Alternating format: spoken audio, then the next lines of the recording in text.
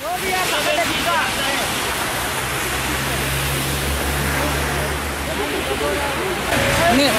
გავიზარდე, აქ დავბერდი, შვილები და შვილიშვილები აქ დავზარდი და ახლა იმათ შვილებს კიდე ჭირდება და ეს აღარ ეხება.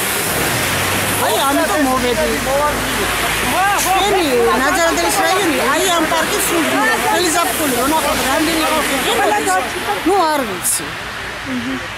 და გვინდა რომ წინააღმდეგობა გავუწიოთ ამ მშენებლობას. მშენებლობას სხვაგანაც შეიძლება აშენდეს, მაგრამ ამ ხეებს მე ჩვენ ვეღარ ვიხილავთ. ჩვენ აი აქ მაცხოვრებლები, რომლებიც ყოველდღე დავდივართ ბაღში. ეს ჩვენთვის არ ვიცი, ეს არის ალბათ ძალიან ცუდი ამბავი. მე მგონი რომ არ ეშველება. თუ გადაწყვეტილია უკვე და შემოღობილია ჩვენ არ ვიცი. ჩვენ უკვე გავაგზავნეთ შესაბამისი წერილები გარემოს დაცვის სამინისტროში, პრეზიდენტის ადმინისტრაციაში, პროკურატურაში, იუსტიციის სამინისტროში და ვითხოვთ რომ შეჩერდეს მშენებლობა.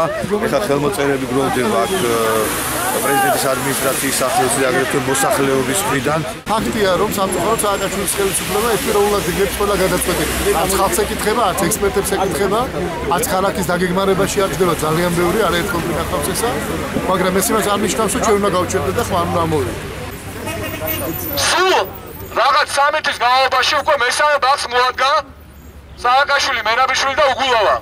სწორედ ეს ტრიო არის, რომელიც თბილისის ფულტოს ანადგურებს ფულის გამო ერთის ხრი მეორეს იმის გამო რომ საკუთარი უნიჭო კი არის აწარმოებს. უკვე სამართლებრივი კუთხიდან ბრძოლა ჩვენ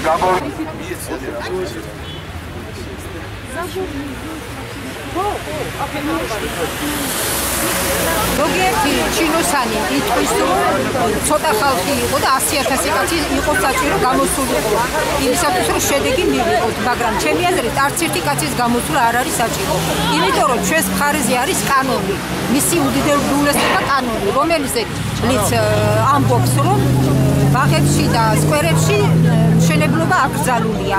ამ შემთხვევაში საქმე გვაქვს კანონის დარღვევასთან და ამითი უნდა დაინტერესდეს არა ქუჩაში გამდენი ხალხი, არამედ პროკურატურა, რომლის პირდაპირი მოვალეობა უკანონობის აღმოჩენა და აღმოფხვრა.